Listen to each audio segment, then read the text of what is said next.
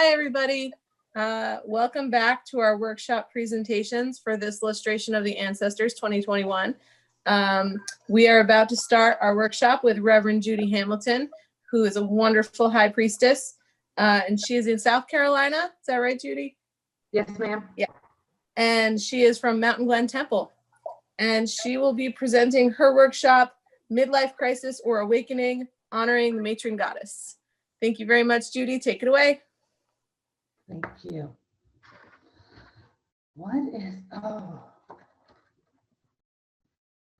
You are invited to your 20th high school reunion. Oh dear. It's been that long? Wow. I have to do something to start getting ready. Okay. Oh dear. Where did these come from? That's not okay. Oh no. Where did these happen? Okay. We're going to find some magic potions and we're going to get rid of these. And we'll schedule an appointment with a hairdresser because we definitely can't have these. Oh dear. When did this happen? Okay, gym membership. We're going to have to do that because I just can't let these people see me. What happened? What happened? Peace, child. Be at peace. What? Peace. I send you peace. Those wrinkles, you've earned those. They show you laughed. They show you cried, that you felt. Those grays, that's glitter. You have sparkled in your life. Be proud of the life that you have led so far. You can afford to eat. You haven't starved in your lifetime. Be proud of the person that you have become. This is now your time to shine. You did what the people told you to do when you were a child. You followed their directions. You left the safety of your home. You left the safety of your parents to start your own home. And you've done that. You have the roof over your head. You have the clothes on your back that you didn't have to make unless you chose to. You have food in your refrigerator. You have friends that you have bonded with because of who you are, not because of who you want them to think you are. This is your time to shine. This is your time to be the matron of your life. And that's something that I wanted everybody to think about, because looking up the dictionary definition of matron, it does say a stodgy woman in charge of others. Spinster was a synonym, and it was being discussed. And it's such a negative connotation that we have when we deal with feminine definitions within our society. Men are manly, macho. She's a matron, she's a spinster. And we wonder why, when we come into this, and I don't know if I'm the mother, am I a matron? Crone, even it's like, oh, hag. And then we wonder why women have difficulty finding their own identity. And it's really simple. You go to the grocery store and you look at the headlines on the magazines. 20 ways to please your man in bed. Why doesn't it say 20 ways to teach your man how to please you in bed? Lose 20 pounds in 10 days. 12 fantastic desserts to make this weekend. I can't do both. And this is just some things to think about, because we have been taught not to be comfortable in our own skin. My interpretation of the matron is it is that time in life.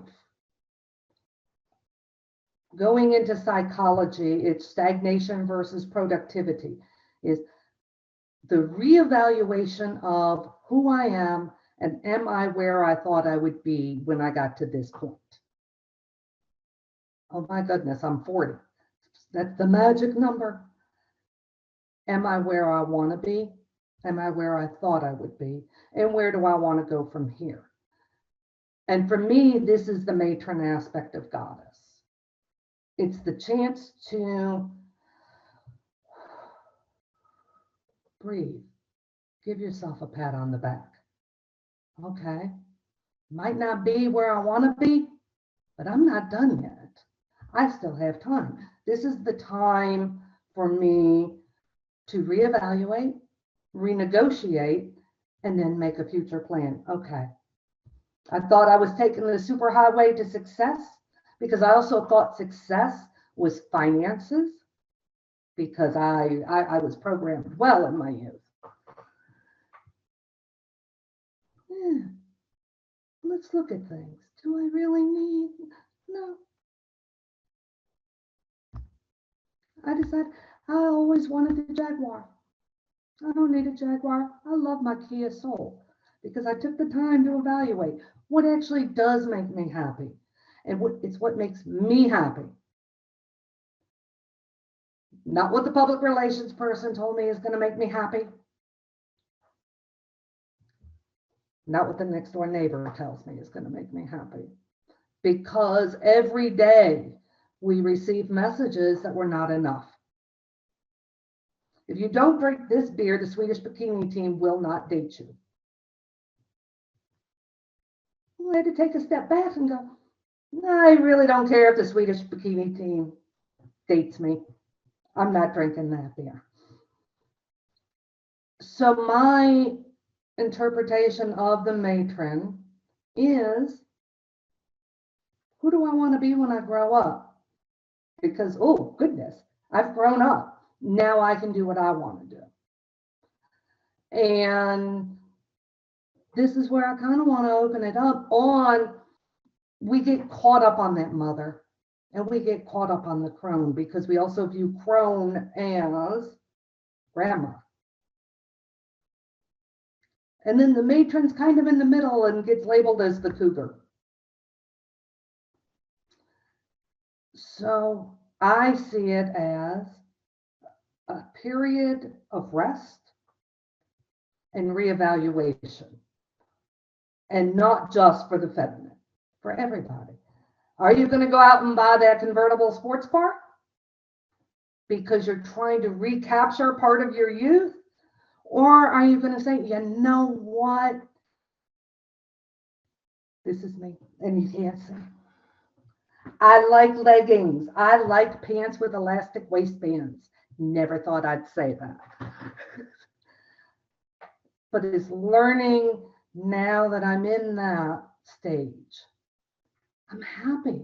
I can look in the mirror, and even though I have the wrinkles, and oh, I've got a whole lot of glitter and sparkle going on here, which fortunately the Zoom cameras don't pick up. But I no longer pass out at night from struggling to be somebody that somebody else wants me to be. When I go to bed at night now, I fall asleep, because I know that I was the best me that I could be for that day. And that's how I see the matron, because you're growing into the crone, who I do truly see as the patient teacher. The mother is, you'll do what I say because I said so. The matron is going to kind of do the, well, if you don't do it, these are the consequences. And then the crone comes along and is like, well, let me tell you some of my experiences and why I believe that doing it in this way may be more beneficial. So I believe this is an important step in our development because we have been so busy taking care of everybody else. And it's not just children. It's, did I dress appropriately to get the partner that society told me I would not be complete if I did not have? I could sit back as the matron and go, I don't need a partner. I can be okay with me. I'm happy in my, I'm married now, but I have to tell you, when I got married, I wasn't happy about it. I had been single for 23 years and I was quite content. He made the decision, he moved in, and I'm like, excuse me, no, shoot. Now, many of you have met my husband. He is a wonderful man, and I'm thrilled to have this. However, he also, it is a good relationship because he honors my individuality. And that's what that's how I see the matron, is I no longer have to worry what anybody else thinks. If I want to have breakfast for dinner, I can have breakfast for dinner. If I want to have my dessert first and then eat my dinner, I can do that. And I do that once a month. And this is the time to understand all the lies that your brain has told you are lies. You ain't no good, you ain't never gonna be no good. Ain't nobody gonna want you. Well, that's a lie, because I am good and I want me. And that's what the matron is somebody who has come into their own through the reevaluation. Where am I at? Where do I want to go? Because the goals that I was striving towards, were they actually mine? Or were they ones that somebody else told me that I wanted to do? Because I was told to pick my career path when I was a maiden. And I'm still running around smelling flowers. We expect children to determine what they want to do for longer than they've been alive and be content. And that's where I go with the midlife crises. We label it that. And I'm like, I don't see it as a midlife crisis. I see it as a spiritual awakening of, I am no longer allowing the influence of other people to determine my personal happiness and who I am in my spirit and my soul and how I resonate and how I use my energy for me. So with that, I kind of want to see where everybody else is on that, and really wanted a much more open discussion on where are you on your journey to become the matron. And just like BLM is taking words and owning them, I'm going to take that word matron and I'm going to own it and take away that negativity. Because I'm also not going to go with queen. I'm going to go with duchess. Because the queen has to have children. She has to have the heir and the spare. Duchess rules her empire. But she doesn't have to worry about the people, because that's the queen's responsibility. Duchess just takes care of herself. Okay. I'm kind of done talking now and want everybody else to talk. Okay, so I vote second on Duchess too. I'm keeping it. Okay. It's mine now. I'll agree.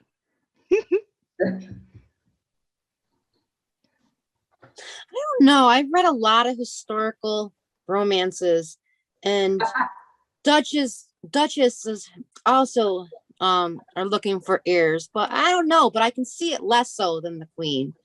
Yeah. So nah, I'll agree duchess too. That sounds good. Queens get assassinated, duchesses don't. So what about the Point. other name that some traditions call it, the enchantress? That's like, for me, has a sexual connotation. That's me. That is true. I put Enchantress as the cougar. And so that's the older woman chasing after the young lord.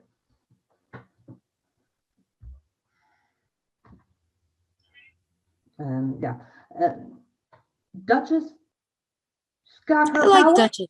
but she doesn't really have to. She just gets to go to the parties if she chooses. So if I there's do like- Enchantress, maybe there's actually 5 instead of 4. Ooh. Well, there's Oh, actually way more than 4, or way more than 5. When I was Yeah. researching it, I seen archetypes up into the 300s. Yeah, maybe So, there is. Lots If of, we're going to go with Carl Jung's archetypes, okay, there are 12 basic archetypes that he has that are genderless. And yeah, you could take anything and narrow it down into the micro aspect of what is the lover, what is the hero. I like to try and keep things simple when it comes to that. And once I get above, average memory is 7 plus or minus 2. So I even have problems remembering 12 archetypes. So I'm going to stick with my 12 because it's easier. And he also speaks about how basically every single word and every single image has an archetype.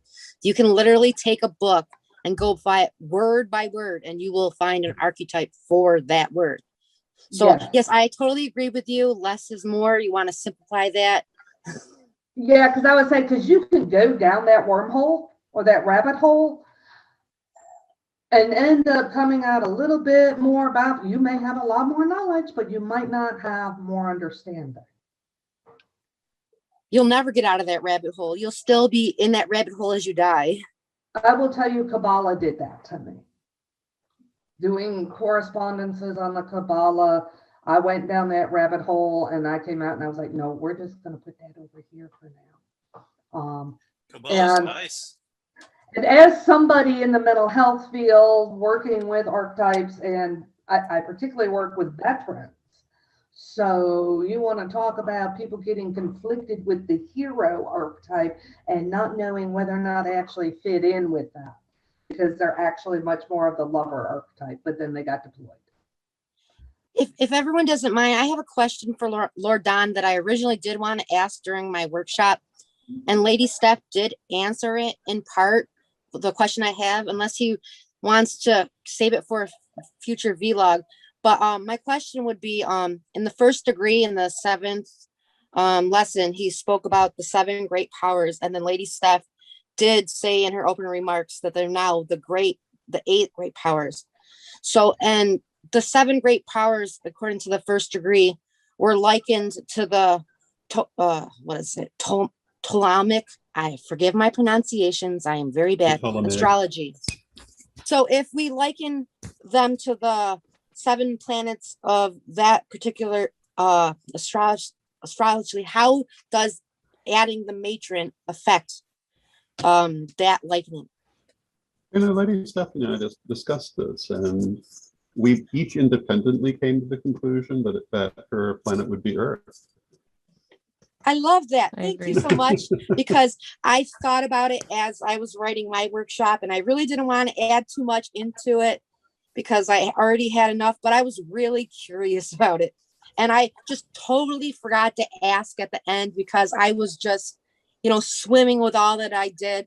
As I said, I did my workshop in 4 days. It was a lot of information to go through, and I was having trouble of what to put in and what to leave out. And you did a lovely job. Thank you so much. Thank you for your answer. I didn't mean to put you on the spot, but inquiring minds wanted to know, and people wanted to know, me being people. We had discussed it, so we were ready. I knew someone was going to ask. The first degree will be rewritten within the next year or so, and this will all be reflected in it. But it's right now being brought out as a new publication. My first degree book has Post-it notes in there added on the matron. And so now I can add the post-it note to this section where I can put Earth. Yes, indeed. Sacred Um, post-it notes. Judy, you were saying about how like the aspects of the matron kind of like fit in with the mother, but she also fits in with the maiden as well. It's like a kind of like progression. They all kind of like fit together and they never really leave each other. Kind of. And this is where I would say that nobody is ever 100% comfortable in every situation. And so this is how I kind of see the maiden is very focused on peer group and having a crew. And then the mother aspect is you've moved away from the high school cheerleading squad or the cross-country team that you were on, and now you're over here with developing partners, co-workers that you're socializing with, but you're still trying to fit in. It's just not with such a large demographic. And I would say by the time you get to matron, you're like, you know what? I like this shirt. I'm wearing this shirt. I don't care that it was in style 4 years ago. This is what makes me happy. So, however, we still have that, oh, I have to go to lustration. There's going to be people there that I've never met before. What are they going to think about me? Because Alyssa's going to give me this raving introduction. And so they're going to have expectations. So I need to make sure that I dress this way and I talk this way to impress the people that I've never met before. Then the matron kicks in and goes, no, you've done your studies. You know your stuff. Be yourself, and that's how the people are going to like you. Does that kind of make sense? It does. It's like a never-ending struggle to find yourself. Right. And that's kind of, so when we talk, even like within the second degree, shadow work and stuff, it's like, who am I? And so the matron I see also is, okay, when I hear people talk about shadow work, I personally loved it. My visualization is me and my shadow skipping down the walkway, singing the song, Me and My Shadow. So it was learning to embrace parts of me that maybe hadn't been socially accepted. I'm loud. Society says women aren't supposed to be loud. I cuss. Women aren't supposed to cuss. I ride a motorcycle. Oh, yeah.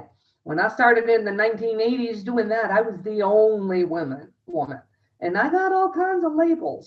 I embrace those labels now. Judy, you're my spirit animal. So that's kind of how I see the matron is. We still have self-doubts. I mean, and I think that's part of being human, particularly if you're still willing to try new things. And then you go, oh, and then the maiden or mother kicks in, because I see the maiden is everybody has to like me, and the mother is everybody has to be safe. So if I go and do this, are people still going to like me, and am I going to be safe? I like that. Safety, nurturing. Yeah. Mm-hmm.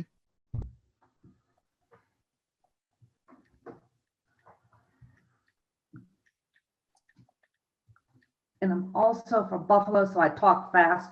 So that was the issue with practicing. That presentation was a lot longer. Actually doing it, it was like, oops, I didn't talk as long as I thought I was going to. I thought that was only me. I'm also from Buffalo, and I had the same thing. You know what I did? maybe for future ones, I actually found a word to speech calculator that calculated, and it had it calculated at 57 minutes. And I was a little over, but I was pretty close. I believe Corey had something to add. Did you? I'm sorry for taking your spot. Oh no. I was just gonna say actually earlier when Kai was speaking, and this is all tying over into what Judy is saying too. I think the matron in our lives, regardless of gender, because we go through this period of time from like Judy said, being safe or being kept safe. It's a point where I'm starting to realize I'm not going to live forever, and fussing over things that really don't matter can sometimes be difficult. But in the same event, you're not afraid to step forward and ask, or you don't care what somebody thinks.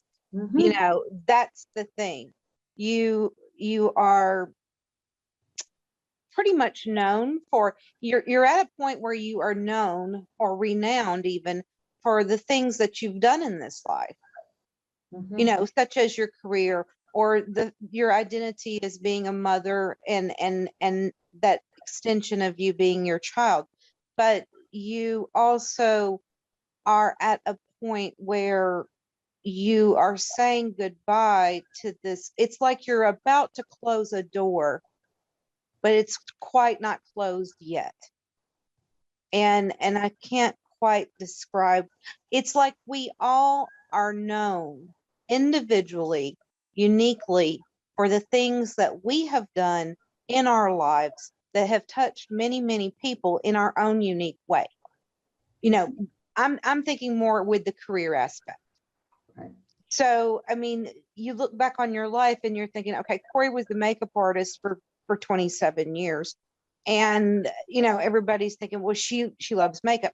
You know what? I'm starting to think about doing other things. And because life, it's really key on this, because we do put a lot of focus on motherhood. And then what do you do for a living? right. As though those are the things that define who you are. We never ask somebody about who they are. When we meet somebody, so what do you do? And I love the self-discovery that you're coming through, Corey, and I did not mean to interrupt. Please continue. It's okay. If you listen to the background, I've got a whole party of people that just came home. My husband's home. My dog's excited. So I wanted to add, I'm sorry. I wanted to add with your career and how people ask you who you are or what you are based on, your career path and everything. I think the matron aspect would also be finding different parts of yourself where your self-worth isn't tied to said career. So when you lose it, you don't also lose yourself. Exactly. Yeah, exactly. Because I see the career in itself as a creation, so as part of the mother. So the matron is trying to move away from the mother aspect. So she is trying to move. She might be at the height of her career, but she is also trying to move away from it. right. Because, and like I said, I'll reiterate, I mean, you begin to realize that life is short. I don't have much time left. I mean, I'm 48, so let me just go ahead and be, and I saw that, Judy.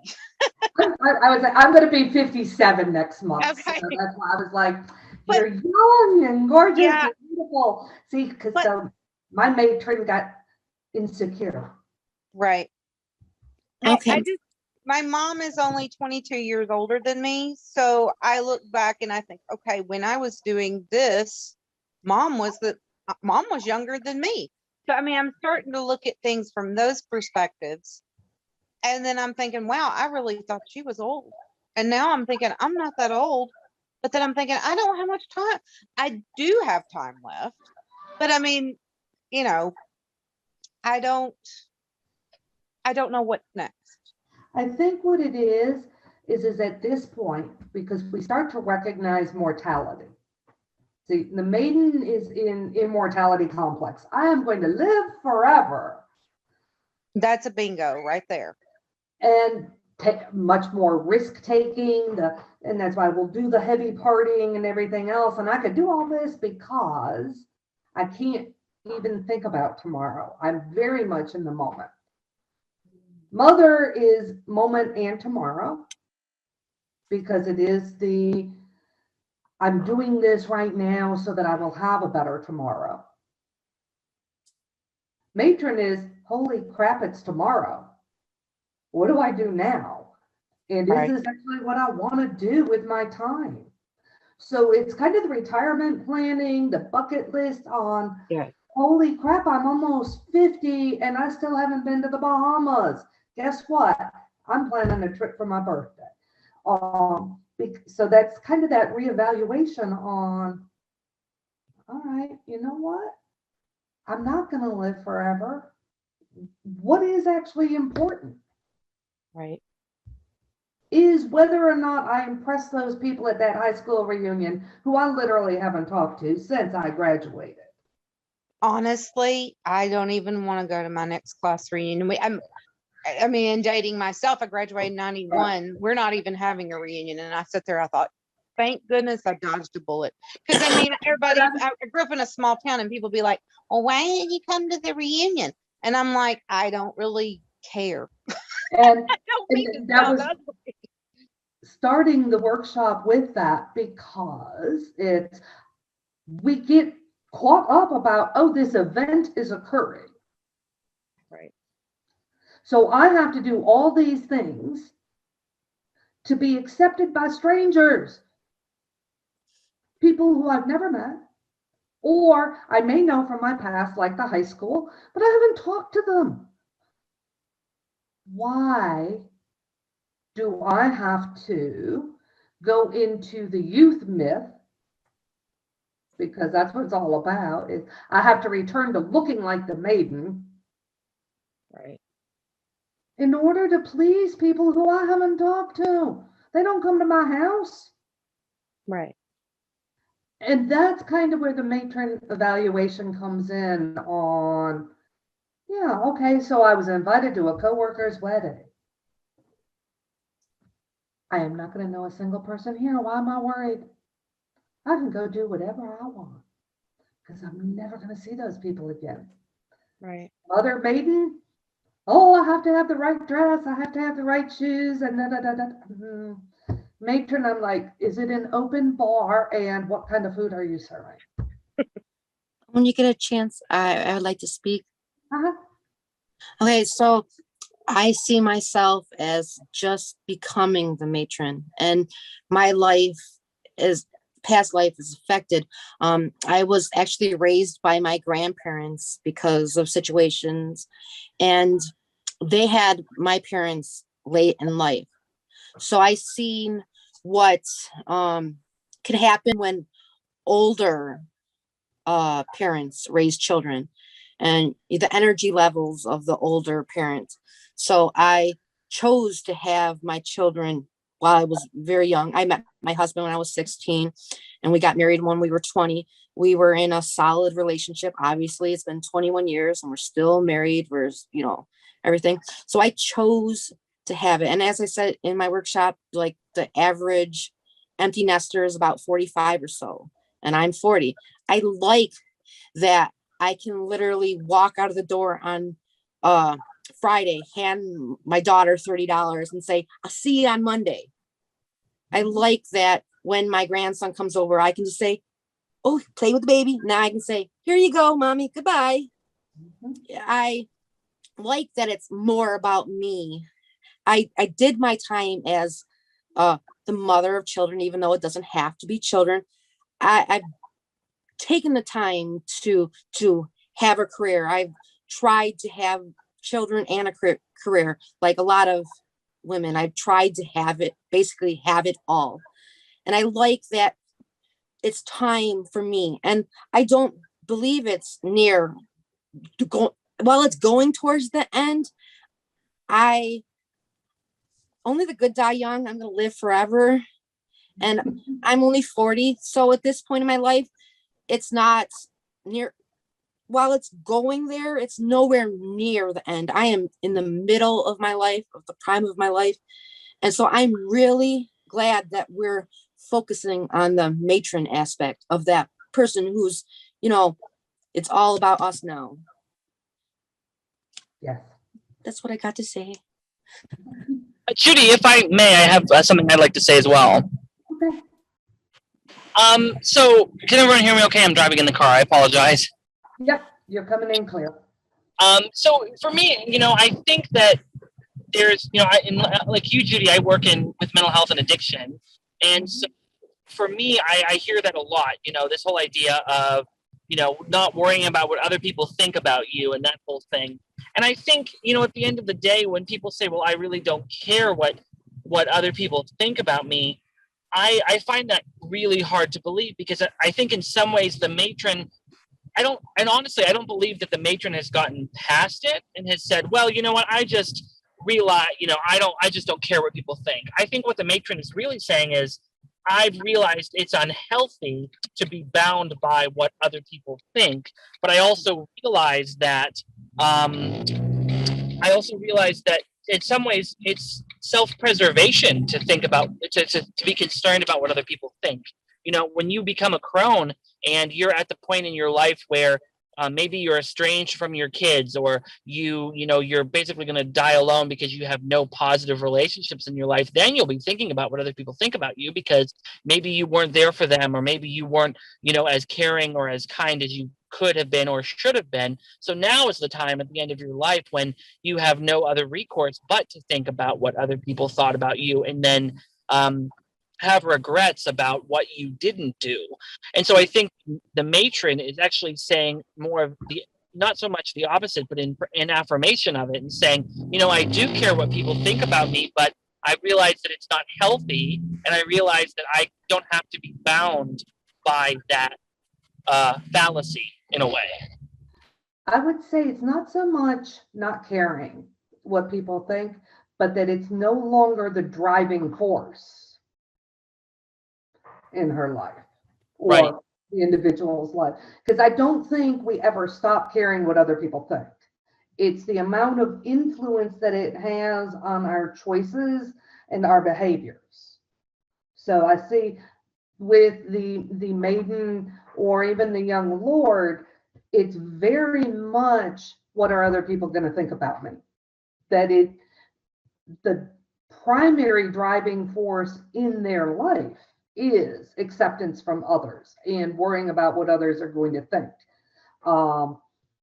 The mother, less so, because there's the focus on the career, but then they're still concerned about, what do my coworkers think? What does my boss think?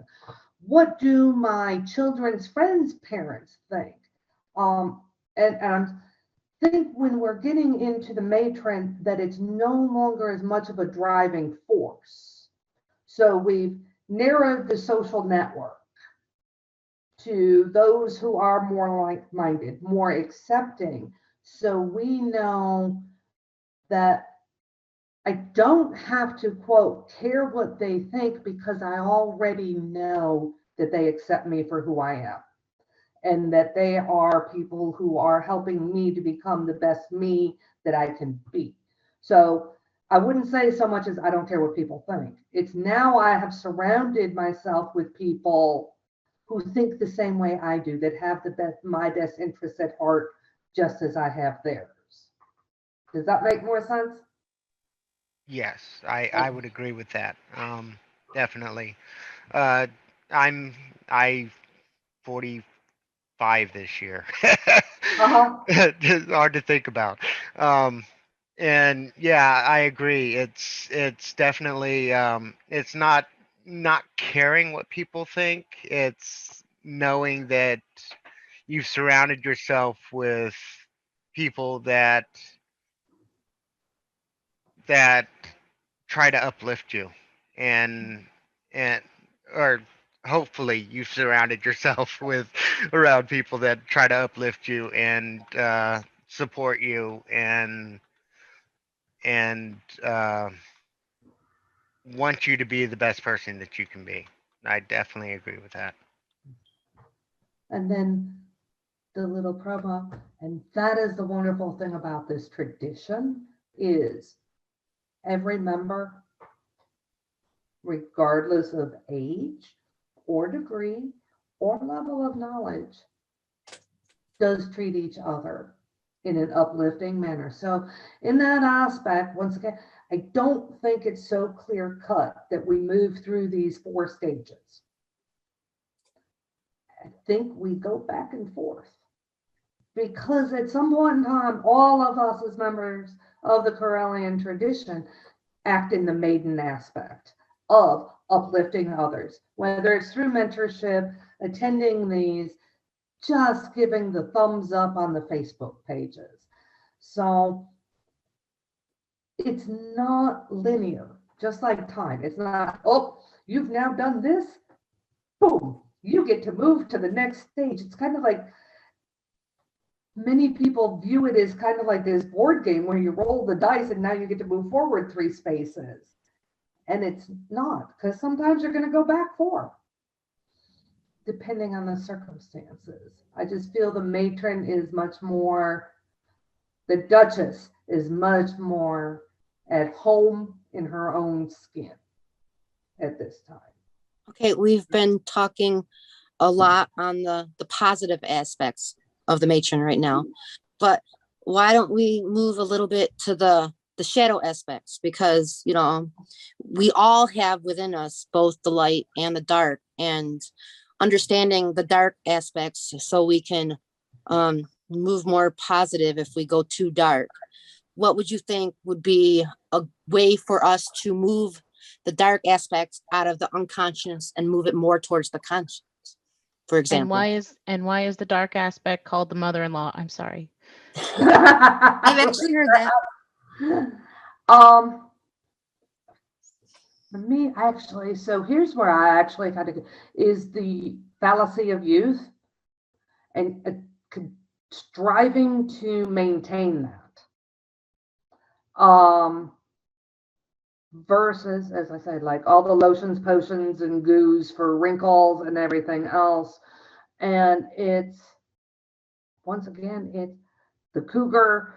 I have to be young. And essentially, in not wanting to recognize the moving on is eating the young. So that's the backstabbing coworker that builds themselves up by putting others down. Really, because a lot of it is biology driven. And my current status, I will say, go get screened, go get tested, because we don't want to do that. Because we don't want to admit that I'm almost 50, I need to have a colonoscopy.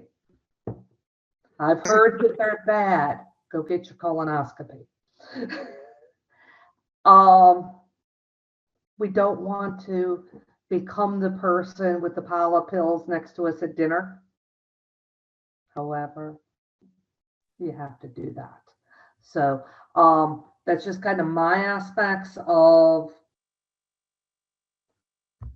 that's where instead of the spiritual awakening in midlife, it's the midlife crises. So it's the buying the sports car to look young, divorcing for the younger person to make you look better. So it's still the influence of others being the primary driving force because you haven't become comfortable in your own skin. So it is the, I'm going to build myself up by putting others down. So when you spoke of divorce, it was, I was my baby was 21, mothering was at its end. It's like, I don't have to stay together any longer with this angry man. And now through the process, I was able to discover myself, to date myself. I am perfectly okay to not have a man to take care of me. That's why I have a daughter. I think that's awesome. I'm going more with the old standby joke of the man trading in the 40-year wife for two 20-year-olds. Yeah, no, I'm just glad that, Yeah. you know, I found someone to take them off my hands. I love it. And then my true self could emerge, that I could, because you wouldn't have liked my old self. And I think that goes back to the difference, the light and the dark is when I talk about just sleep patterns. Do you go to sleep or do you pass out? Or do you toss and turn? So the light side is I can go to sleep knowing that I was being the best me that I could be for the day. If I'm tossing and turning, that's more the dark side because I'm plotting and planning on, because when I did that self-evaluation of where am I where I want to be? And if the answer is no, how am I going to get there? I Light think- side, plots and plans. Dark side says, how am I going to get others to do it? Yes, Corey? I was just going to say, I think also the biological struggles that go with, well, both woman and manhood, because our bodies are going into a second, I don't want to say a second adolescence, but sort of, kind of. I mean, there's a change, there's a drop. And, you know, that's when you got these, early, you know, I didn't get to bed till 2 o'clock this morning, you know. Some mornings I wake up at 3 and I don't go back to sleep. Yep. And then that's where the mood swings and all that goes in hand. And my husband has had to watch YouTube videos to figure out how to handle all this. And he just sat there and he likes charts and graphs. And he went, oh, I see, there's a line and it just goes down. And on the biology, this is where it gets so for me, because, and I need to take a step back and give another disclaimer, because I know that this is an international presentation and I have been very United States culture centric.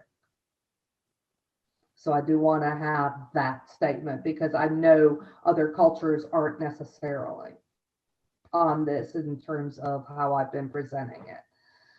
But we place a lot of importance on body parts. That if you've had a hysterectomy, that somehow now, because you no longer have a uterus, you're no longer female. And that's not correct, but it takes that. Going through the breast cancer diagnosis, it affected my husband more than it affected me. And this is some of the things to have conversations on, is what is here is not who I am. That is not who I am as a person, whether I have a uterus, whether or not my ovaries are working correctly, which they never have, whether or not I'm having to have pieces carved out. That's not what represents us. But going back to marketing and the messages that we have been given since birth, how we are supposed to look, walk, and talk. And I talk about this because when people talked even about earlier in Kai's workshop on the mother thing, you've been programmed since birth on your self-worth. The traditional child for a female infant is a baby doll. Male infant is given a trunk. So a female is taught from birth that her job is to take care of other people. And boys, male genitalia are told their job is to be industrial and productive. Now, what if that's not you? I've never been a girly girl. I'm wearing pink now, but I've never been the lace and ruffles. So messages from society is you're not good enough, you're not feminine enough, you're not a woman. Then we have the hysterectomy. Oh, see, now you didn't have children, so you're not a woman. Oh, now half of your breast has been cut off. You're not a woman. And I'm like, yes, I am. Because that is not what makes a woman a woman. Driving a truck, having an industrial job, being able to lift weights is not what makes a man. And so this is where going with Jung and the benefit of the archetypes and the anima animus, if we want to get into the mental, psychological aspects, the archetypes do not have gender bases. And the anima and animus is the masculine and feminine within each of us. And when we have those in balance, you will have an individual who can take the baby doll in the pickup truck to school. So this is what we're actually trying to achieve in all the stages of hero, lover, maiden, mother, matron. How do you balance the masculine and feminine within yourself, regardless of the life stage that you're in? And I know that really didn't go into the dark aspect because I don't have a light and dark. Everything is gray. Because what one person sees as light, another may see as dark. Okay. As part of my mother aspect, I chose the career of nursing. When I became a nurse, it was not the norm for a nurse to have tattoos that were visible or multicolor hairs, piercings. They were more expected to look in a professional manner. And if you can tell, I have multiple different colors here, brought to me by my daughter. And some people think that I am coloring my hair and getting tattoos because I'm trying to relive my youth now that I'm not so focused on my career. But it's not. It's more as the matron aspect. I'm seeing my own power and what I wish I could have done while I was younger, but my career forced me not to be able to realize those visions I had of myself because of my profession. So it's not that I'm trying to relive my youth. I'm trying to be who I am now. So if that makes sense. I fully get it. I bought a bright pink wig that I plan on wearing to work when I get to return. So, and that's the thing. And it doesn't matter. And this going back with Kyle, it's not that it doesn't matter what other people think.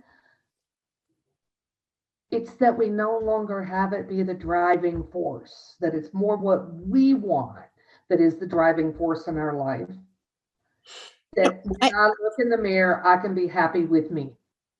I see some people give me strange looks, but for the most part, people compliment the hair. They're like, "Oh, I love that color. Where'd you get it? What color is it?" Young as teenagers and as old. My grandma was one of the old ladies that dyed her hair blue. She kind of looked like Marge Simpson, but hey, everyone, wants to look like them. And I'm going to go to the chat and say, Dawn, get the piercing. When it's physically safe to do so. And that goes along with the 5-minute wrap up. Matron is being comfortable with you. Where others are no longer the driving force. And I thank y'all for participating. And I am going to turn it back over to Alyssa. Thank you, Judy. It was outstanding. Thank you. Thanks, Judy. That was really great. Thank you, bro. Judy, thank you so much. Thanks. Yes. I had a great And- time. Thanks. And Lady Judy, I thought that this was amazing, that your teaching was stunning. And you brought the subject to a new level through the participants, and each participant made this workshop amazing, amazing.